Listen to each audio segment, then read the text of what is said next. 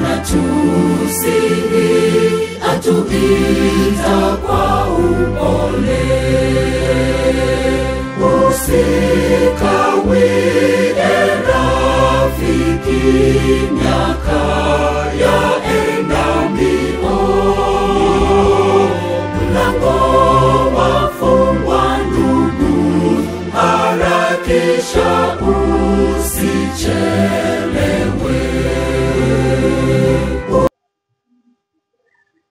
Mtazamaji wa channel ya IMS Tanzanian Western Field, karibu katika kipindi kingine katika siku ya leo. Naamini kwamba mzima wa afya na ni jambo la kumshukuru Mungu kama tuko pamoja tukishiriki katika masomo haya. Ni katika mwendelezo wa masomo na mbalimbali ya mfululizo wa unabii wa kitabu cha Danieli.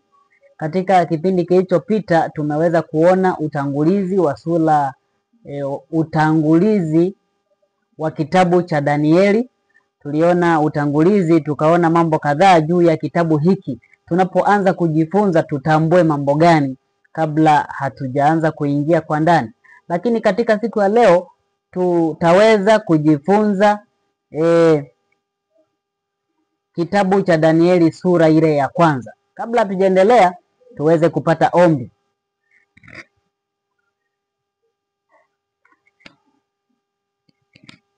Mtakatifu, mtakatifu Baba yetu uliye mbinguni, jina lako litukuzwe. Katika jina la Yesu Bwana, tuko mbele zako muda huu. Tunakushukuru Bwana kwa sababu umekuwa mlinzi wetu wakati wote. Muda huu tunapojifunza neno lako, unaponitumia mtumishi wako katika kuwasilisha ujumbe huu wa neno lako Bwana, naomba uniongoze nikaweze kusema yale yote ambayo unahitaji watu wako waweze kuyafahamu. Lakini pia bariki msikilizaji na mtazamaji wa somo hili ili aweze kubarikiwa na kweli ambazo zimo katika kitabu hiki cha Danieli. Tunaomba na kuamini kupitia jina la Yesu. Amina.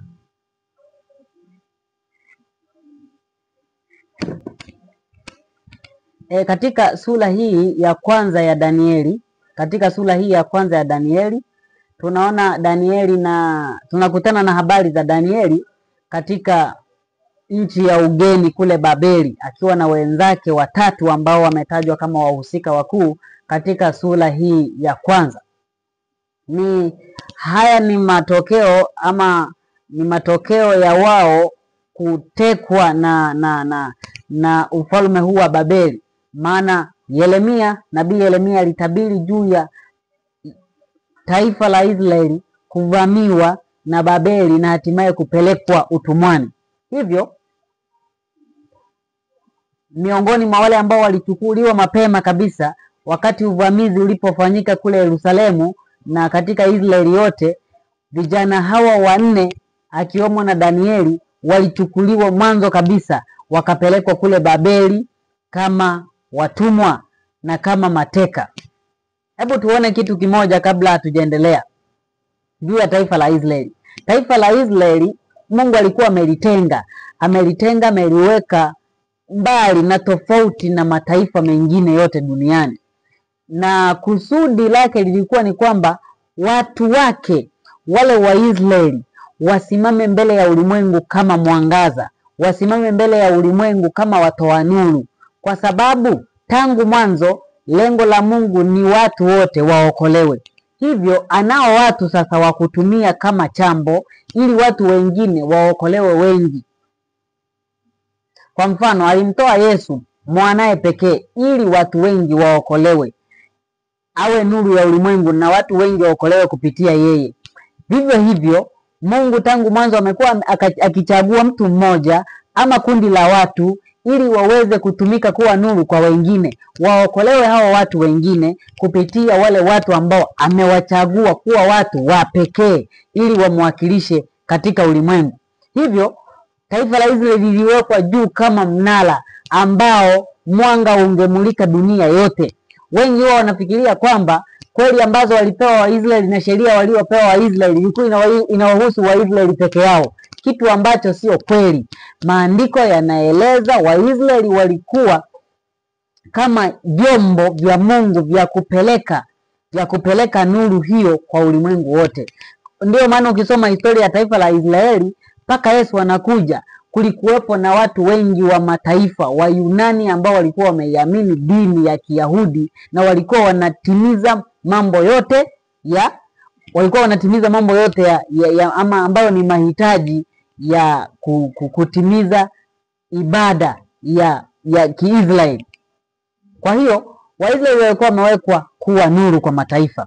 Sasa mpango wa elimu ama mpango ambao Mungu alikuwa ameuweka wao wawe nuru ya ulimwengu, pale ambapo mpango huu ulihafifishwa, pale ambapo waliasi, wakalikana agano lake, wakalikanyaga chini ya agano lake na sheria zake, hapo ndipo ambapo Mungu alikasirishwa nao. Hapo ndipo Mungu alimchukiza, na hapo ndipo aliruhusu majanga mbalimbali, aliruhusu laana mbalimbali, na hata wao wenyewe kuchukuliwa kupelekwa utumwani.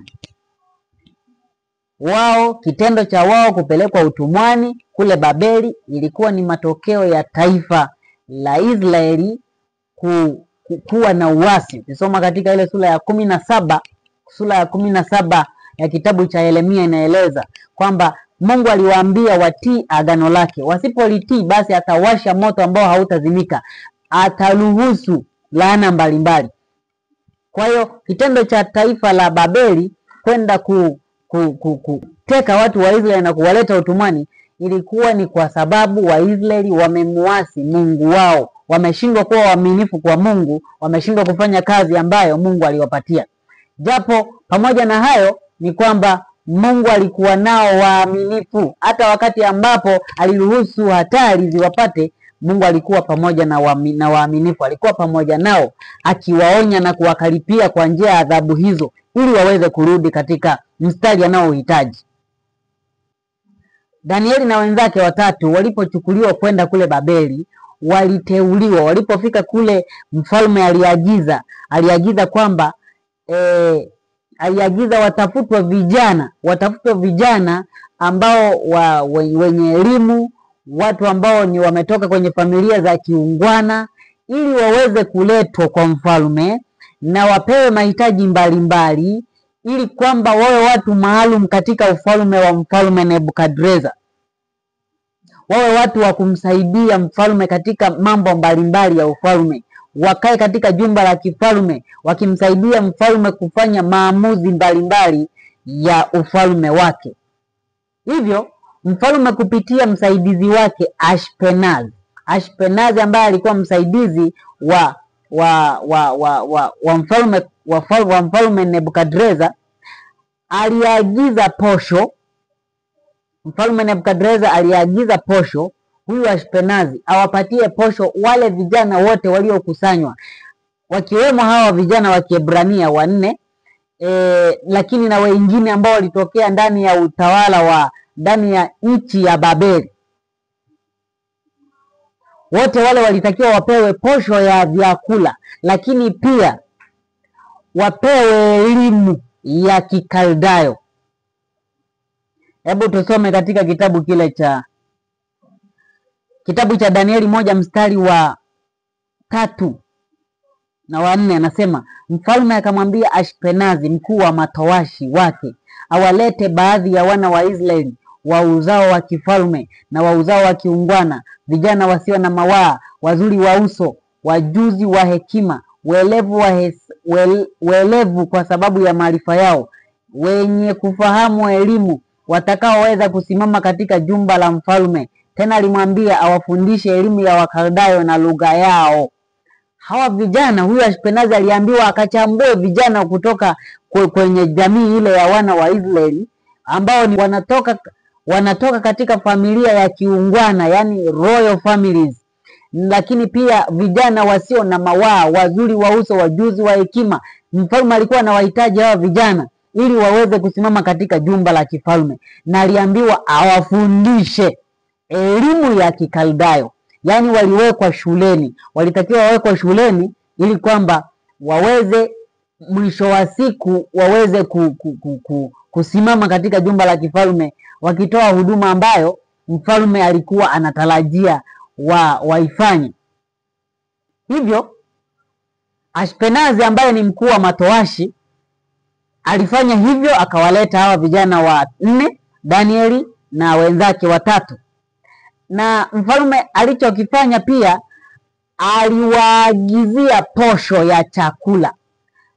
Wanapewa elimu ya Kikaldayo na kuwafundisha lugha ya Kikaldayo, lakini pia akawaagizia posho ya chakula. Hii posho ya chakula ilikuwa ni kwa ajili ya kuwalisha, ili kwamba kuwafanya wanawili waweze kuwa na afya njema, waweze kufanya kazi ambayo mfalme amewatuma kwa ufasaha zaidi. Katika vyakula vile, hebu tusome Danieli 1:5 anasema, huyo mfalme akawaagizia posho ya chakula cha mfalme na ya divai aliyokunywa, akaagiza walishwe hivyo muda wa miaka 3, ili kwamba hatimaye wasimame mbele ya mfalme. Hivyo huyu mfalme Nebukadreza aliwaagizia posho pia ya chakula na divai ambayo alikunywa yeye, ili waweze na wao kushiriki vyakula hivyo kwa miaka 3. Ina maana walitakiwa wasomeshwe shule ya Kikaldayo kwa miaka 3, wafundishwe lugha ya Kikaldayo kwa miaka 3, na pia walishwe kwa chakula cha kifalme na divai ya mfalme kwa miaka 3, kisha wasimame mbele ya mfalme kuchunguzwa kama wanafaa ama hawafai. Lakini Danieli alisema, Danieli 1:8 anasema, lakini Danieli aliazimu moyoni mwake ya kuwa hatajitia unajisi kwa chakula cha mfalme wala kwa divai aliyokunywa. Basi akamwomba yule mkuu wa matowashi ampe ruhusa asijitie unajisi. Hapa Danieli alikataa. Aliazimu moyoni mwake kwamba hatajitia unajisi kwa chakula kile cha nani? Cha mfalme na divai yake. Hapa kuna somo la kujifunza. Kwanza lazima tujiulize, kwa nini Danieli anasema hatajitia unajisi na chakula cha mfalme, na wala hatajitia unajisi kwa divai ya mfalme? Ni kwamba mara nyingi katika nchi ambazo zilikuwa na za kipagani, ukiwaacha wale wa Israeli, nchi za kipagani zilikuwa na miungu yake. Nchi hizo zilikuwa na miungu yake, na miungu hiyo ilikuwa inapewa sadaka, inatolewa sadaka.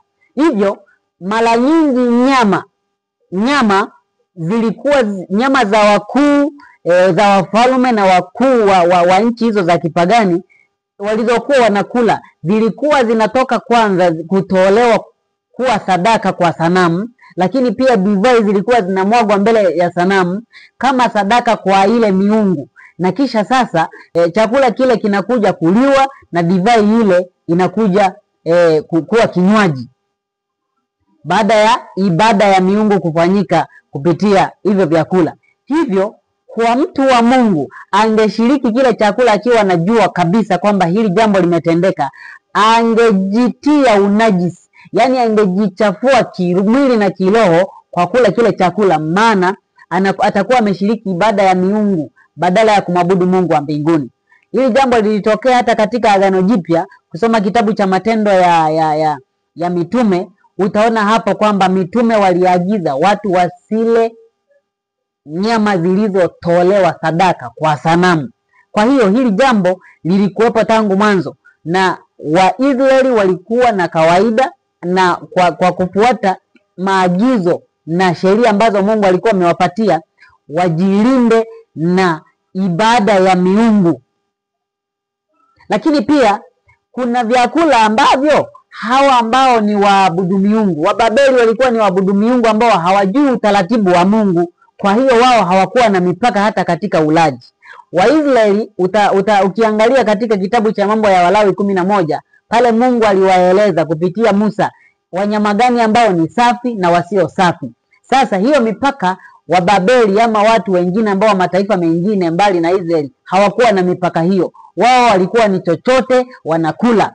Kwa hiyo Danieli alitambua hilo, akasema kwa kweli mimi sitajitia unajisi kwa chakula cha mfalme, kwa sababu mfalme si mcha Mungu. Lazima tu katika vyakula ambavyo atatupatia vitakuwa vinajumuisha wanyama ambao kwetu sisi ni najisi. Kwa hiyo hatuwezi kujitia unajisi kwa chakula cha mfalme. Hebu fikiria ndugu mtazamaji, yaani uko kwenye hafla na wakuu, halafu yaani kwenye chakula kile ambacho wanadhani wao ndio fahari, wewe useme mimi situmii hiki chakula. Mara nyingi katika mazingira kama hayo, wengine tunaweza tukaona aibu, tukasema sasa nikionekana kwamba sili tena chakula hiki kwa sababu za kiimani, itaonekana nimewadhalau sana. Chakula wameandaa vizuri, itaonekana chakula hiki hakifai. Mungu anasema lazima tuweze kubainisha na kuweka wazi juu ya imani yetu tunapokutana na mazingira kama hayo. Wapo wengi wanaugua hata kisukari, wafanyakazi wa serikali, lakini ukute yule mfanyakazi wa serikali anayeugua kisukari yupo labda ni mkuu wa idara fulani nini, lakini ana magonjwa ya moyo, ana magonjwa mengine ambayo hayahitaji kutumia vyakula fulani. Akienda kwenye hafla za wafanyakazi wenzake, akienda kwenye hafla fulani na wakuu wa kazi yake, chakula chochote anakula tu kwa kuogopa kwamba hapa nikijitenga sasa nitaonekanaje. Yaani yuko tayari kuangamiza mwili wake kwa sababu ya kuona aibu tu. Ni hatari kwa kweli. Sasa Danieli aliamua kubainisha imani yake juu ya vyakula. Hakuogopa chochote, lolote litakalotokea basi ni lazima mapenzi ya Mungu yatimizwe. Danieli hakutoa ombi lake lile kwa mkuu wa matowashi Ashpenazi, si kwa sababu ya ukorofi au ukaidi. Kuna muda mwingine tunapokutana na mazingira kama haya, watu wa Mungu, sisi ni watengenezaji, wana matengenezo, tunatengeneza afya. Unakutana na mazingira ambayo wanakulazimu utumie chakula ambacho yani unajua kabisa kulingana na nuru za Mungu hiki chakula sitakiwi kutumia. Achana tu na vyakula vya nyama. Unakuta kwenye hafla fulani labda wameandaa chakula, ndani yake wameweka sukari, na wewe unajua sukari hii ni mbaya kwa afya. Unaamua tu kuungana nao kwa sababu unaona kwamba nikijitenga nikasema kwamba mimi situmii sukari nitaonekana mtu wa ajabu, nitaonekana mimi mtu wa wapi. Lakini Danieli hakujali hilo. Umeenda sehemu fulani, unakutana na vyakula ambavyo viko pale, umewekewa kinywaji pale, soda. Kitendo tu cha kusema jamani mimi sitaki soda, mimi situmii soda, nipeni maji yanatosha, unaona aibu. Maandiko yanasema, Yesu alisema, atakayenionea haya, atakayenionea aibu mbele za wanadamu, na mimi nitamuonea haya mbele za Baba yangu. Kama hatuwezi kubainisha tu imani yetu, kueleza imani yetu inavyosema mbele za watu kwa sababu ya aibu, tuamini kwamba hata Yesu ambaye ni mtetezi wetu hawezi kututetea mbele za Mungu wetu. Danieli aliweza kushinda. Hakufanya hivyo, hakutoa hilo ombi la kwamba wasijitie unajisi kwa sababu labda amedhalau chakula kile cha mfalme. Hapana, bali amezingatia mpaka, amezingatia kanuni za imani yake, amezingatia kanuni za afya. Baada ya ombi hili la Danieli la kwamba tunaomba mkuu wetu tusijitie unajisi kwa chakula cha mfalme, huyu msimamizi Ashpenazi aliona maisha yake yanawekwa hatarini. Alisema, Danieli 1:10, mkuu wa matowashi akamwambia Danieli, mimi namuogopa bwana wangu mfalme aliyewaagizia ninyi chakula chenu na kinywaji chenu. Kwa nini azione nyuso zenu kuwa hazipendezi kama nyuso za vijana hirimu zenu? Basi kwa kufanya hivyo mtahatarisha kichwa changu mbele ya mfalme. Sikiliza. Danieli akajibu akamwambia, mstari wa 12, tafadhali utujaribu sisi watumishi wako kwa muda wa siku 10 tu. Kumbuka ule muda wa kuwalisha uliopangwa na mfalme ilikuwa ni miaka 3. Sasa Danieli kwa kumuondolea mashaka huyu mkuu wa matowashi kwamba sisi tunachokifanya kina maana kubwa na hatutakuangusha na kwamba Mungu ndiye ajuae, tujaribu sisi kwa muda wa siku 10 tu, halafu utupe mtama na maji tunywe, halafu utuangalie utupime mbele yako na wale wengine uone matokeo yake. Sikiliza mpendwa, mara nyingi tumekuwa tukihofia kutenda haki katika mazingira hatarishi kwa kuhofia kitu fulani, kwa kuhofia hatari zitakazotukabili sisi, kwa kuhofia labda tutaaibika, ama kwa kuhofia tutahatarisha maisha ya mwingine. Hebu angalia Danieli hapa. Kama sisi tu leo tutaogopa kutii kanuni za afya kwa aibu tu, si kwamba unahatarisha maisha ya mwingine kwa kuonesha imani yako. Ni aibu tu. Kama aibu tu inatushinda kuishinda, je, tutaweza kushinda wakati ambapo kitendo cha kusimamia imani yetu kinahatarisha maisha ya mwingine au maisha yetu? Tusingeweza kabisa. Kanuni za Mungu zinaeleweka kwamba atakayeshindwa, atakayekuwa mwaminifu katika madogo nitamweka juu ya mengi au makubwa. Haiwezekani ushindwe madogo useme ile la kubwa nitalishinda. Haiwezekani hata siku moja. Hivyo akina Danieli hawakujali matokeo ambayo yangempata huyu mkuu wa matowashi. Kama ni Mungu angeruhusu ionekane kweli hawafai kwa sababu ya kupewa mtama na maji, basi hiyo ilikuwa matokeo wameacha juu ya Mungu mwenyewe. Lakini akina Danieli walikuwa na imani na Mungu kwamba neno lililosema Mungu agizo ambalo Mungu amelitoa sisi tufanye, neno ambalo Mungu ametuagiza tufanye, lina mahitaji yote ya maisha yetu.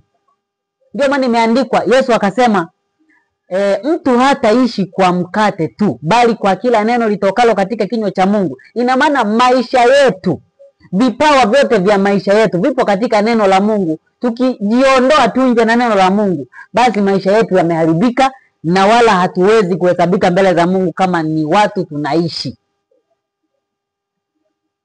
Mtama uliotajwa hapa kama chakula cha kina Danieli walioomba ni cha vyakula jamii ya kunde. Vyakula jamii ya kunde ndivyo walivyoomba, badala ya nyama na divai na nini, wakaomba tu vyakula jamii ya kunde na maji wapate kutumia. Na waliomba kwa siku 10 tu awajaribu huyu mkuu wa matowashi. Mwisho wa siku zile 10 walionekana kuwa na ufahamu, walionekana kuwa na elimu na hekima kuwazidi wengine wote waliolishwa chakula cha mfalme. Katika mstari wa 20 Danieli 1 inasema, na katika kila jambo la hekima na ufahamu alilowauliza mfalme, akawaona kuwa walifaa mara 10 zaidi ya waganga na wachawi waliokuwa katika ufalme wake. Sikiliza, imani huwa ina maana ya kujisalimisha. Yaani kujisalimisha maana yake ni kujitoa kikamilifu, ubakizi chochote. Hivi akina Danieli walikuwa na imani na Mungu. Maamuzi walioyafanya alikuwa na hatarisha maisha ya mkuu wa matowashi. Hivyo wakasema, sisi hatuangalii tunahatarisha maisha ya nani, tunamtumikia Mungu wa mbinguni, tunajisalimisha kwake. Lazima tufuate maagizo ambayo ameyatoa.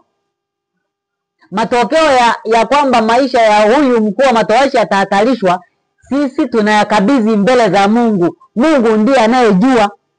Na matokeo yao ya kuwa na imani kiasi hicho, Mungu aliwaokoa wao, akawafanya kuwa watu wenye hekima na maarifa kuwazidi wengine wote waliokula chakula cha kifalme. Lakini pia wakamshangaza mkuu wa matowashi jinsi gani muujiza huu Mungu ameutenda. Watu wamekula chakula ambacho kinadhalauliwa, chakula ambacho kinaonekana si cha kumpatia mtu ufahamu. Imekuwaje kupitia chakula hiki wameweza kunawili namna hii?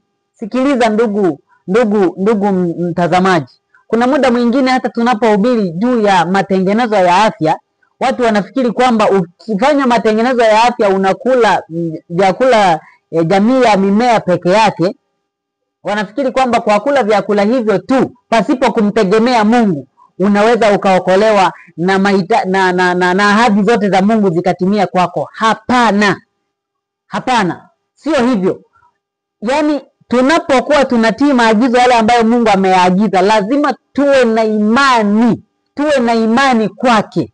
Ndipo atakapotenda kupitia utii wetu, atatenda na ahadi zile ambazo ameziahidi kwa watiifu zitatimia kwetu. Hivyo akina Danieli waliweza kufanikiwa kwa kumwamini Mungu, kwa kumtegemea. Hebu fikiria tu kama wangeogopa kuonesha imani yao waziwazi juu ya misimamo ya chakula, nini kingetokea? Mimi na wewe naamini kwamba tunafahamu nini ambacho kingetokea. Moja ya kisa kingine ambacho kina landana sana ama kina ulinganifu na kisa hiki cha vijana wanne kule Babeli, akina Danieli, ni kisa cha Yusufu. Yusufu na Danieli walizingatia sana utakatifu wa miili ambayo Mungu amewapatia. Walitambua muunganiko kati ya matendo ya mwili na afya ya kiroho. Walitambua muunganiko wa afya ya kimwili na afya ya kiroho, kwamba afya ya kimwili ina uhusiano mkubwa na afya ya kiroho. Na kwa kweli Mungu aliwabariki sana juu ya wengi kwa sababu ya utii wao, ya kujidhibiti kwao. Walikuwa na self control, kitu ambacho Mungu anatuagiza sana leo, tuwe na uwezo wa kujidhibiti. Wanaoweza kujidhibiti ni wale tu ambao kiroho, wanaoweza kujidhibiti kiroho ni wale tu wanaoweza kujidhibiti hata katika matendo ya mwili. Danieli 1:17 inasema, basi kwa habari za hao vijana wanne, Mungu aliwapa maarifa na ujuzi katika elimu na hekima. Danieli naye alikuwa na ufahamu katika maono yote na ndoto. Mungu anasema, maandiko yanasema vijana wale wanne Mungu aliwapa maarifa na ujuzi katika elimu na hekima, kwa sababu wamekuwa watiifu.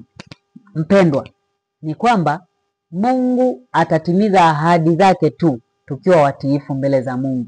Lakini tukivunja sheria zake, tukashindwa kutembea sawasawa na dhamiri njema, tukashindwa kutembea sawasawa na neno ambalo ametuagiza, ahadi za Mungu zilizoahidiwa kwetu haziwezi kuwa kamwe. Sisi kama Waadventista wa Sabato wana matengenezo, tumepewa nuru kuu ya matengenezo ya afya. Mungu anatuandaa ili tuweze kusimama. Mungu anatuandaa ili tuwe watu maalum katika ulimwengu wa leo. Tuweze kuwa na akili njema, akili safi ambayo haijaharibiwa. Lazima tuige mfano wa hawa vijana ambao waliweza kujidhibiti ili kudumisha usafi wa akili. Yusufu naye kama vijana wale wanne alipitia uzoefu ule katika nchi ya Misri, akiwa nchi ya ugenini Misri, kama mtumwa, kama mateka. Lakini pamoja na hayo alisema, siwezi kumwacha Mungu wangu. Msingi ule ambao alitoka nao nyumbani wa ucha Mungu, alidumu nao hata katika mazingira hatarishi. Yaani kitu hiki, mtazamaji mpendwa, tunapaswa kukitambua kila wakati. Moja ya nyakati ambazo Mungu anaruhusu tuzipitie ni nyakati ngumu za kujaribiwa, nyakati ngumu ambazo zinahitilafiana na maagizo ya Mungu. Hizo zinatupima kusimama, zinatupima imani yetu kwa Mungu. Je, imani yetu ni ya hakika ama ni ya nadharia tu?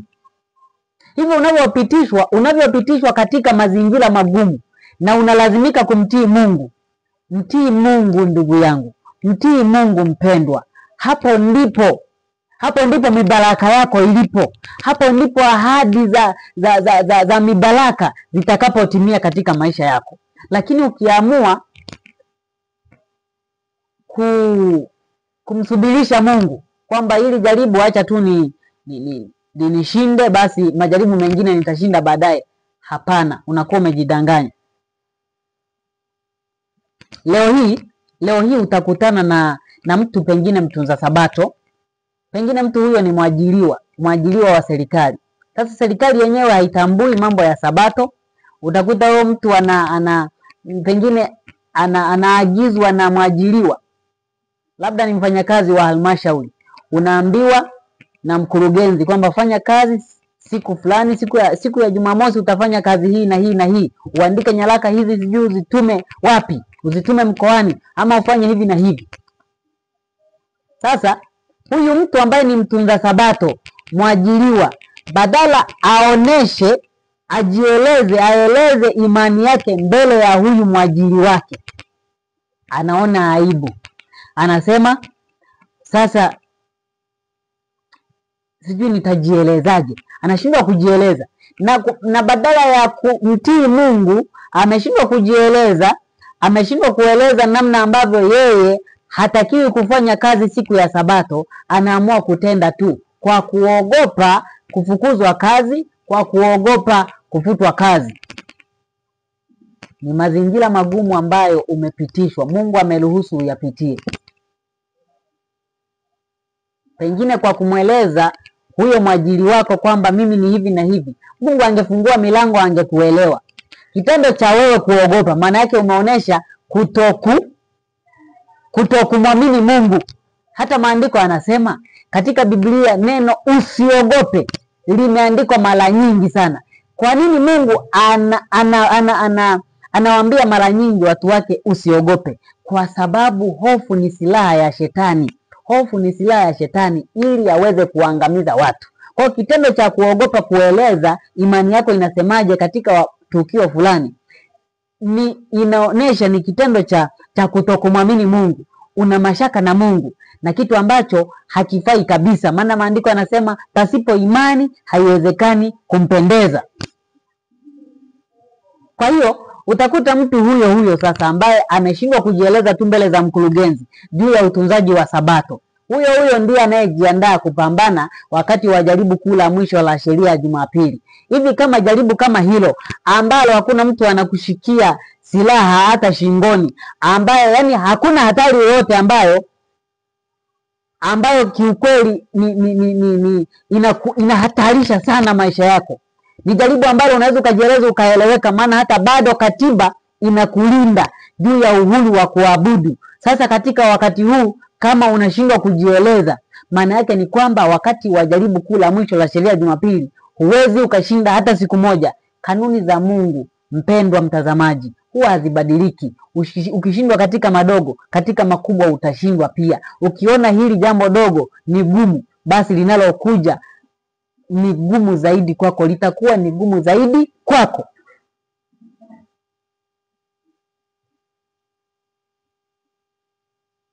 Lakini pia mfano mwingine, leo kuna wanafunzi hasa wa vyuo.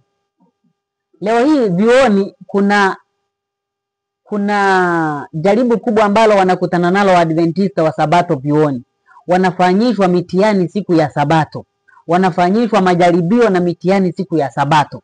Sasa utakuta huyu mwanafunzi ambaye ni mwanachuo, amebatizwa, ni mshiriki wa kanisa na mwenye akili timamu, anaamua kufanya testi ama kufanya jaribio siku ya Jumamosi, siku ya Sabato. Anaamua kufanya mtihani siku ya Sabato kwa kuogopa kusapu, kwa kuogopa kudisko. Hivi kweli kati ya sapu na disco na sheria ya Mungu, kipi ambacho ni kizito? Kipi ambacho kina uzito ukiweka kwenye mzani? Ama kweli bado hatujajitoa kikamilifu kwa Mungu. Nimetangulia kusema imani ni kujisalimisha. Kuna msemo unasema liwalo na liwe. Neno hili lina maana ya kwamba yani mimi sijui itakavyokuwa, ila ninafanya. Sasa katika imani tunapaswa kusema liwalo na liwe, kwa maana ya kwamba mimi namtii Mungu, litakalokuwa na liwe namwachia Mungu. Matokeo ya maamuzi yangu kutenda haki namwachia Mungu, maana nitakuwa niko mikononi mwa nani? Mwa Mungu. Lakini ukisema liwalo na liwe, huku unavunja sheria ya Mungu. Maana yake umesema liwalo na liwe, huku ukiwa unajitupa kutoka kwenye mikono ya Mungu. Unategemea utaangukia mahali salama? Hapana ndugu, hapana mpendwa, hapana dada. Ewe mwanafunzi unayeangalia somo hili, usithubutu kufanya mtihani siku ya Sabato. Mungu ndiye anayejua maisha yako. Mwingine atasema kwamba sasa mimi nimesomeshwa kwa hela nyingi mpaka nimefika hapa, sasa yani nije nisapu tena namalizia mwaka wa mwisho. Hivi hujui kama Mungu aliyeepusha? Unajuaje kama hiyo mitihani ungepewa hata ukiwa mwaka wa kwanza ukaishia hapo? Umejuaje kama Mungu aliepusha hayo majaribu? Mwisho wa siku sasa unaenda kumalizia, anataka tu akutesti tu, akuprove, akujaribu, akuhakikishe juu ya imani yako. Halafu hilo jaribu pengine ungelikubali, angetengeneza mazingira usidisco wala usisapu. Umejuaje? Hiyo ndio maana ya kwamba unakuwa hujajisalimisha. Mara nyingi huwa tunatoa udhuru, yaani hatuna sababu ya kuvunja sheria ya Mungu, isipokuwa tunaanza kutoa udhuru tu, kwamba sasa wazazi watanionaje, nimesoma mpaka hapa na karibia kumaliza chuo, angalau nianze kuwasaidia tena wazazi, halafu tena niache chuo. Sasa maisha si yatakuwa magumu? Maisha anayetoa ni nani? Ni Mungu ama ni elimu ya chuo? Wangapi ambao wamemaliza chuo wana maisha magumu? Maandiko yanasema hivi, itakufaidia nini upewe dunia hii yote halafu upoteze nafsi yako? Itakufaidia nini wewe upate hilo gamba la degree, upate hicho cheti cha degree, upate hicho cheti cha masters, upate hicho cheti cha PhD, upate hicho cheti sijui cha namna gani, halafu upoteze nafsi yako? Kuna faida gani? Hakuna faida yoyote ndugu. Lazima tujiweke mikononi. Yule ambaye ameamua kupoteza elimu yake, ameamua kuacha chuo, ameamua kuacha masters ama doctorate yake aliyokuwa anachukua kwa sababu ya kutii sheria ya Mungu, yuko salama mara 100 kuliko huyo aliyeamua kuivunja sheria ya Mungu ili achukue hicho cheti cha masomo yake. Sasa hivi kuna wimbi kubwa sana. Mimi ni shahidi, nimepita chuoni na nimekumbana katika miaka yangu 3 ya kuwa chuoni, nimekumbana na jaribu la kufanya mtihani siku ya Jumamosi mara 2, mwaka wa kwanza na mwaka wa pili. Sasa ni miaka kama mingapi? Ni miaka kadhaa imepita. Naamini kwamba kwa sababu vita ya shetani iko katika amri za Mungu, hasa Sabato, najua sasa wimbi la kufanyishwa mitihani siku ya Sabato vyuoni ni kubwa sana, na watu wa Mungu walioko vyuoni wanapaswa kumtii Mungu. Wanapaswa kumtii Mungu kwa kutii sheria yake. Hata ukiacha chuo kwa kutii sheria ya Mungu, yani ni bora kabisa. Unatoka kule ukiwa na amani. Amani ya kweli ni ile ambayo Mungu anaitoa. Amani ya kweli ni ya kukaa vizuri na Mungu. Sio ukae vibaya na Mungu halafu una cheti cha chuo, halafu una mashaka, huna amani na Mungu. Nini sasa? Kuna faida gani? Hakuna faida yoyote. Tunapaswa, wapendwa, wakati tunapokutana na mazingira yote hatarishi, hata kama ni hatarishi kiasi gani, lazima tuseme hivi kama Yusufu alivyosema. Mwanzo 39 mstari wa 9, Yusufu akasema, nifanyeje ubaya huu Mungu? Nifanyeje ubaya huu mkubwa nimkosee Mungu?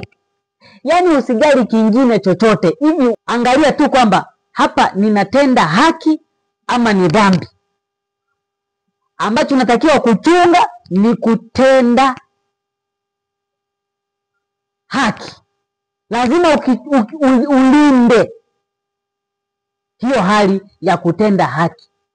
Dhambi iache kabisa. Maandiko anasema ni bora kufa kuliko kutenda dhambi. Maana yake dhambi itakuondoa milele, lakini kifo cha sasa hivi ukifa kwa kutenda haki ni kama umelala tu. Mungu kama anakupenda lazima akupitishe tu kwenye mitihani ili kukusafisha, maana majaribu ni nyenzo ya kutusafisha imani zetu. Hebu fikiria kama we ni mwanafunzi haijalishi ni wa level gani. Mwanafunzi haijalishi ni wa level gani. Iwe masters, PhD ama ni undergraduate. Hebu fikiria ukutane na jaribu la kufanyishwa mtihani siku ya Sabato.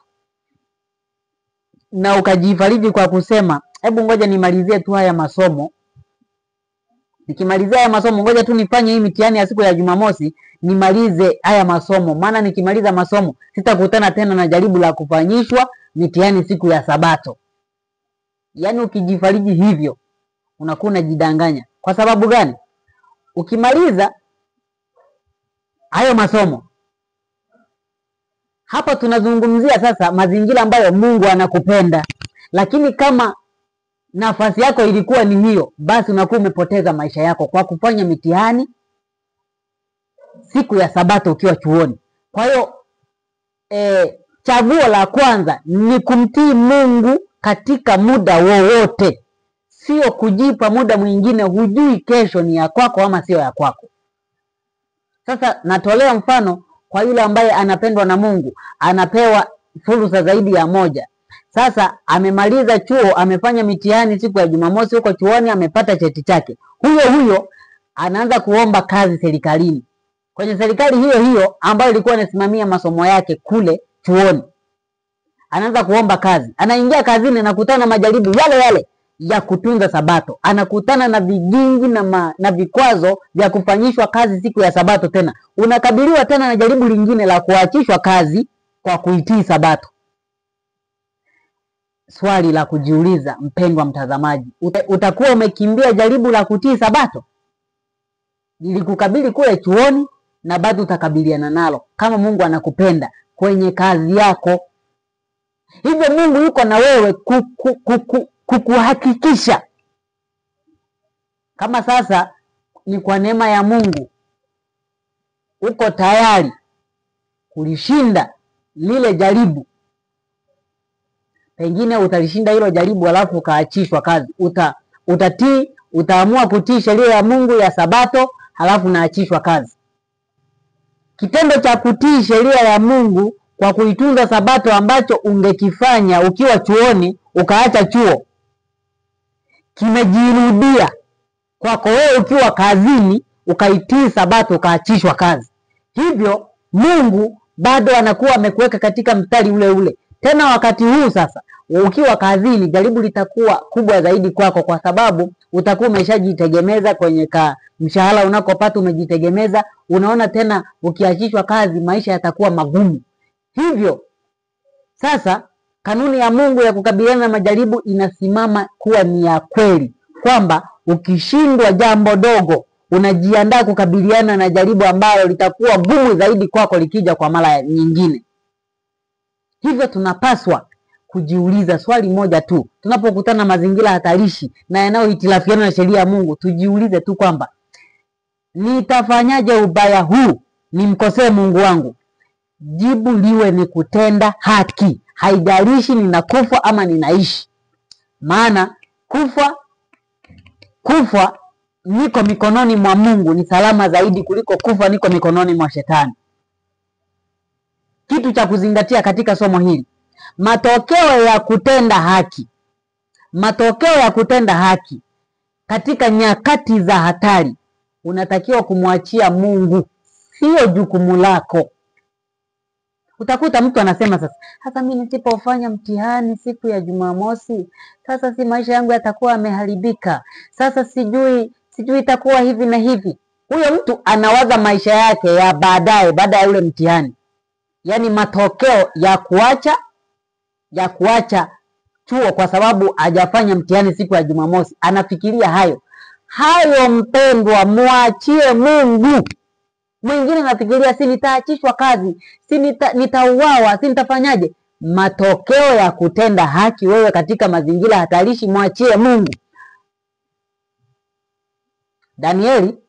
Akina Danieli walikuwa wanahatarisha maisha ya mkuu wa matowashi, lakini hawakujali hizo, maana hawakujali hiyo hatari, maana wao wanachoangalia ni kumtii Mungu. Matokeo anajua Mungu. Kama ataruhusu huyu mkuu wa matowashi auawe, kama atapona, hiyo ni juu ya Mungu. Ila mimi ama sisi tufanye sehemu yetu ya kutii neno la Mungu. Hivyo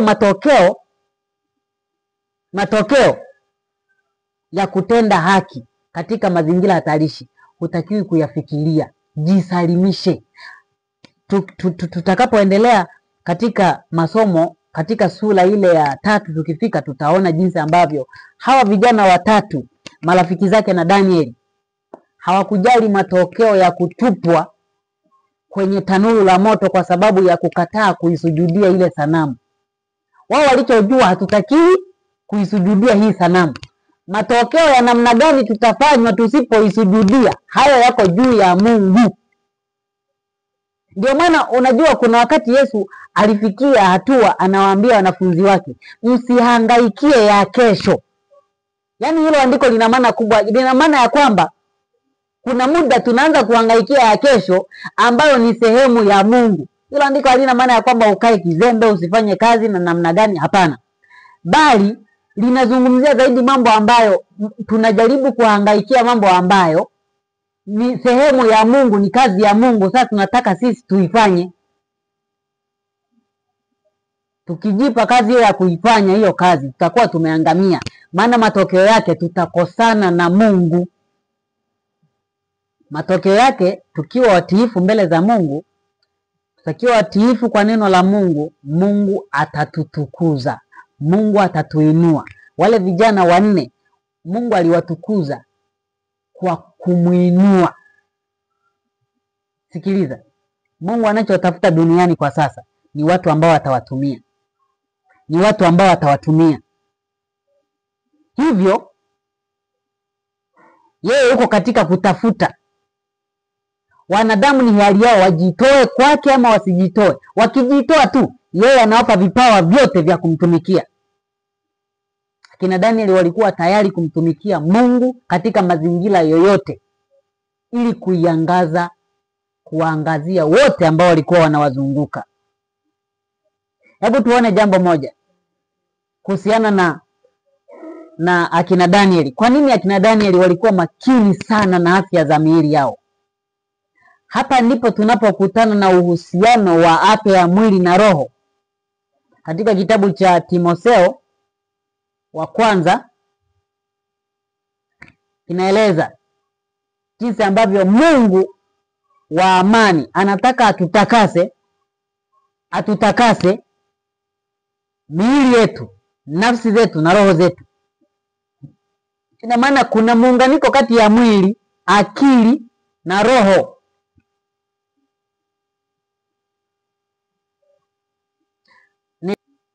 Kuna somo moja ambalo niliwahi kujifunza kwamba mwili, akili na roho. Akili ndiyo media. Akili ndio kiunganishi kati ya mwili na roho. Akili ndio inaamua itumikie mwili, ifuate mapenzi ya mwili ama ifuate mapenzi ya roho. Hivyo sasa hapa kuna muunganiko kati ya mwili na roho. Hakuna kutenganisha huu muungano.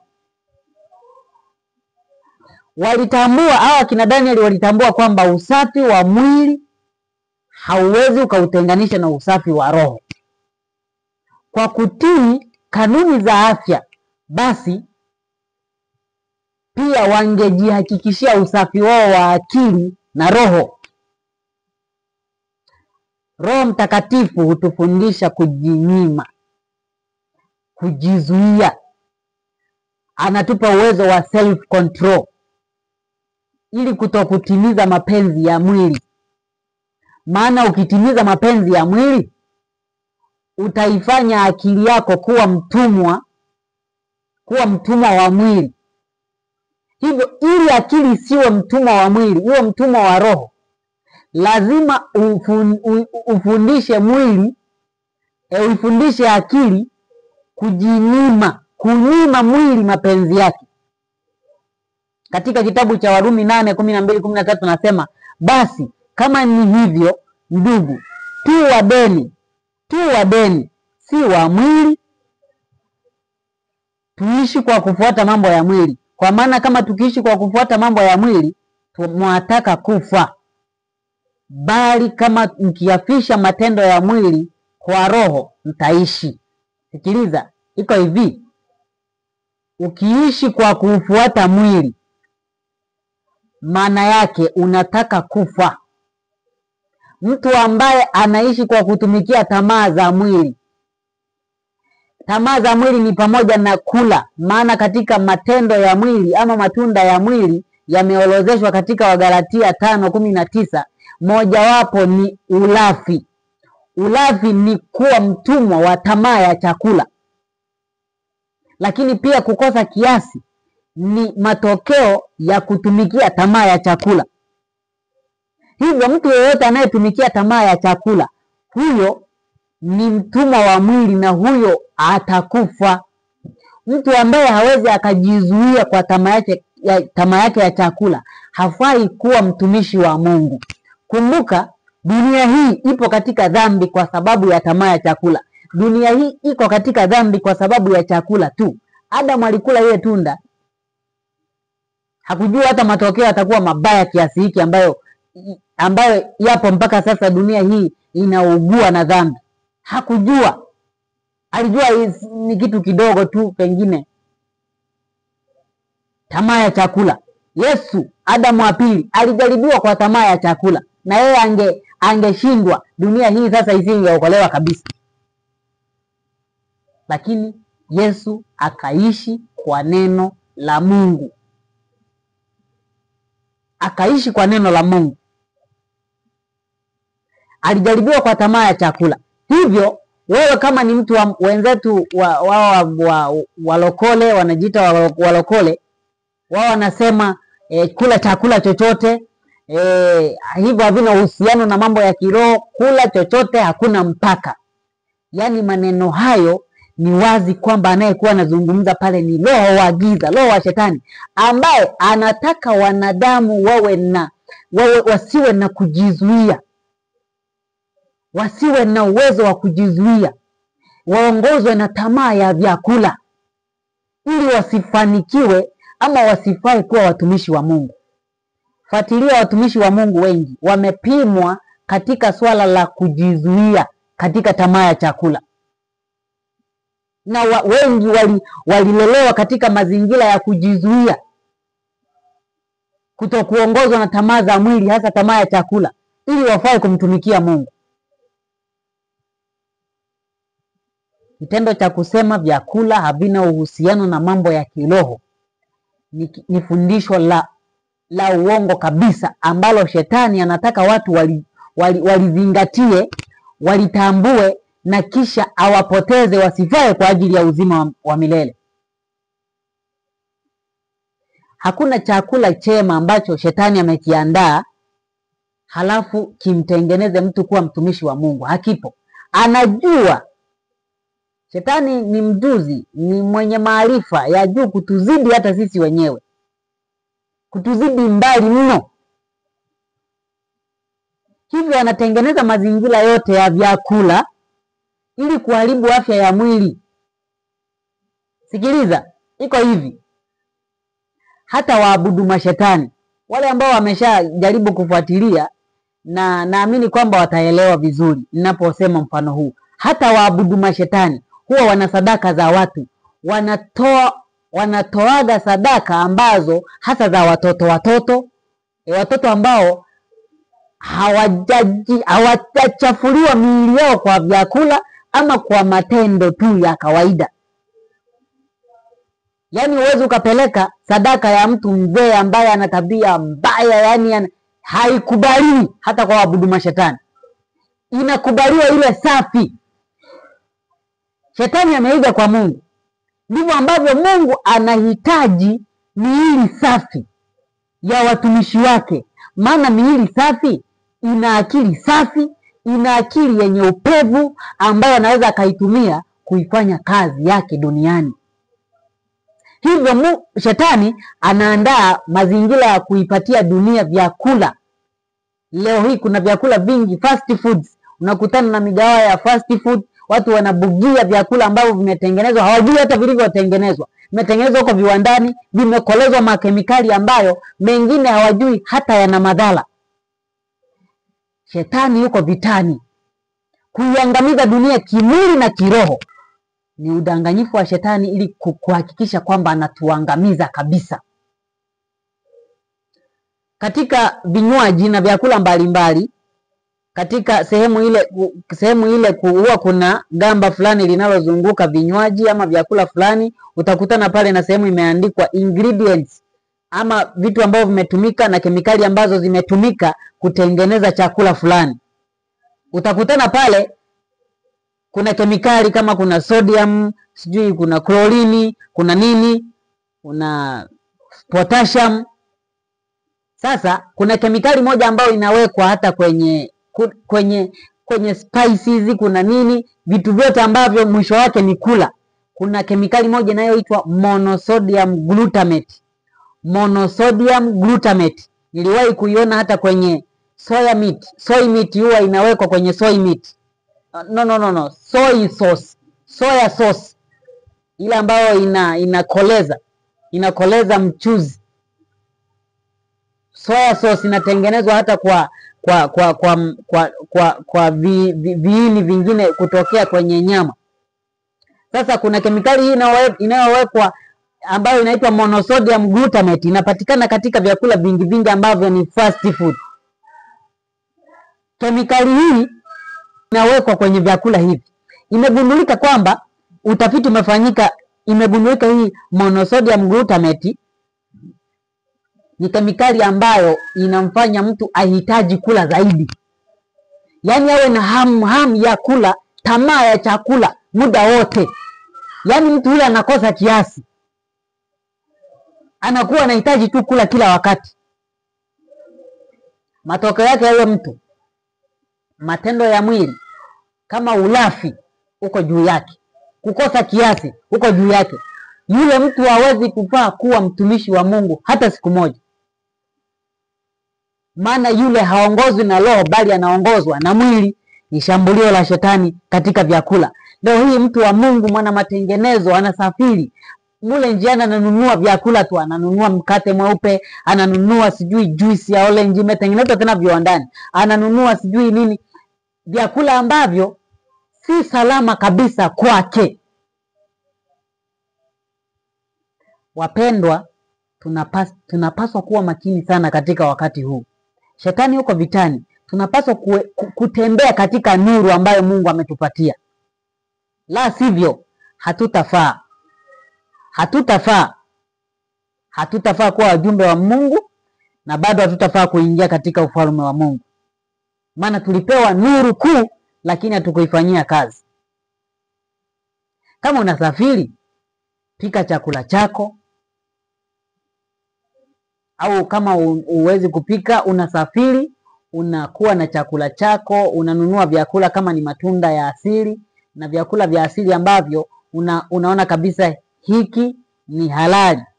Lakini pia kama unaweza kupika, ukapika chakula chako vizuri ambacho kinaweza kuhifadhiwa kwa muda wa safari yote, ili upate kula chakula ambacho ni halali, ambacho kinaupa mwili afya. Mwingine atasema sasa huo si ni utumwa. Sasa nianze kutembea na vyakula vimepikwa.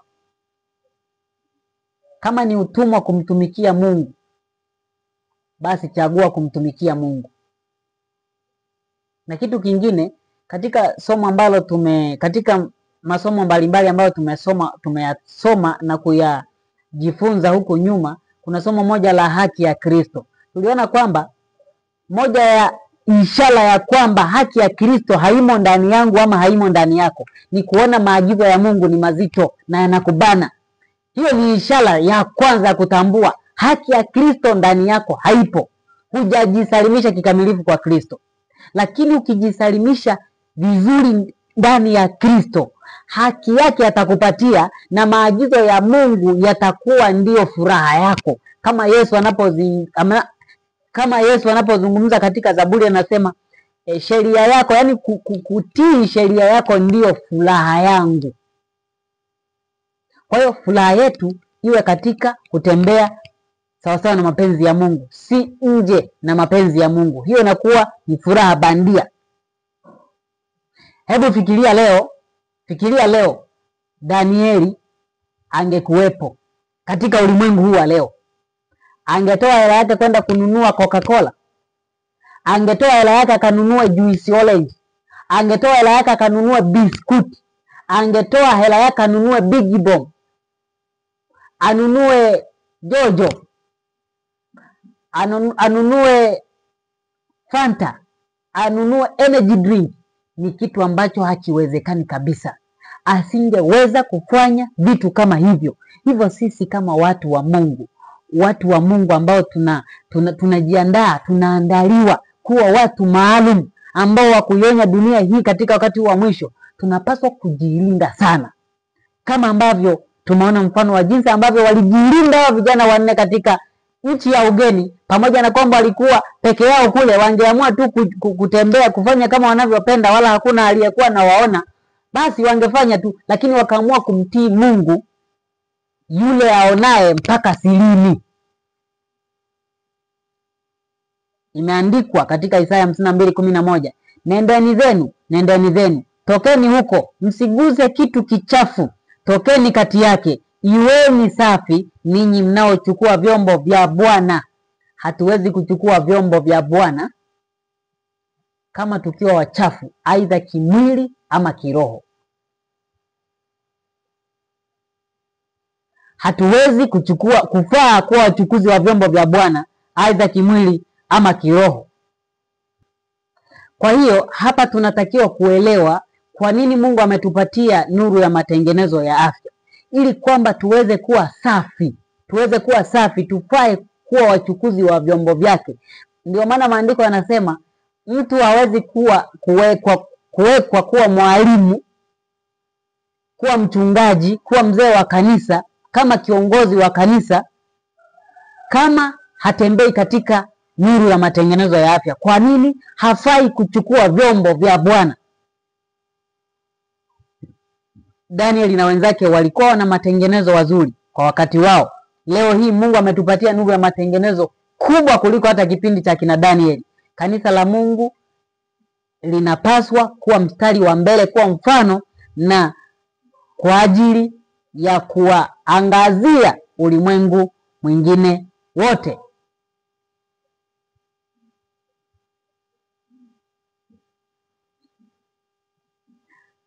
Kitu kingine cha muhimu tunachopaswa kujifunza katika sura hii ni kuhusiana na swala la kujidhibiti, kufundisha watoto kujidhibiti. Yaani ni kitu ambacho wazazi tunapaswa kukumbuka sana. Kuwafundisha watoto kujidhibiti, kujizuia, kujinyima. Mara nyingi watoto wa kizazi hiki wanakula kila kitu. Tena wazazi ndio wa kwanza kuwapa mlango watoto wa kufungua milango ya kutokujidhibiti.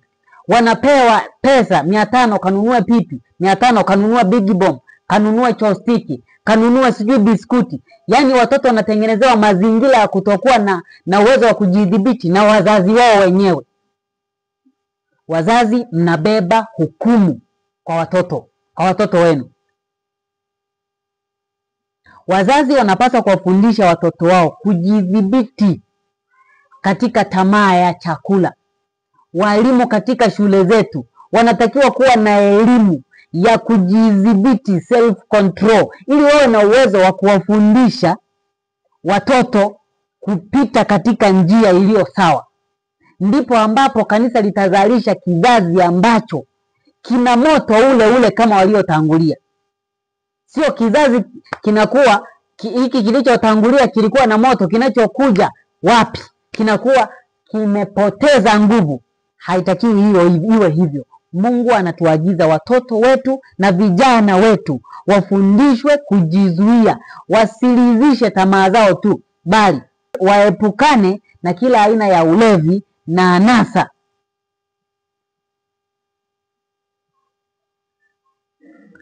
Wale wote ambao wanasimama kwa uaminifu katika kukataa kujitia unajisi, kunajisiwa na kila aina ya mambo ya ulimwengu huu, kila aina ya nasa katika ulimwengu huu, watapokea thawabu kama walivyopokea akina Danieli.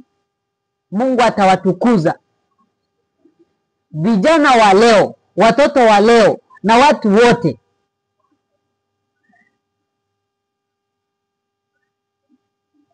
tunapaswa kutii imani hii.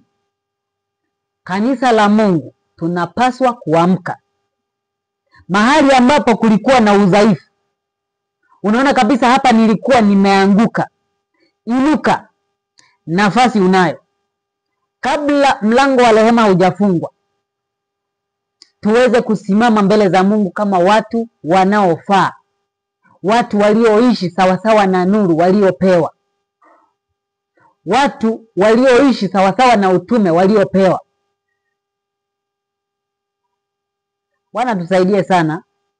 Naamini kwamba tutabarikiwa sana tunapoendelea kujifunza kitabu hiki cha Danieli. Na kama una swali lolote ama maoni yoyote, yaweke hapo chini katika video hii kwenye comments, alafu tutaweza kupitia maswali hayo ama maoni hayo na kuyaona na kuyafanyia kazi. Mungu akubariki sana mtazamaji. Karibu tena katika mwendelezo wa masomo haya ya unabii katika sura ya 2 ya kitabu cha Danieli. Ubarikiwe sana na tukutane kwa wakati mwingine. Anatusihi, atuita kwa upole, usikawie rafiki, miaka ya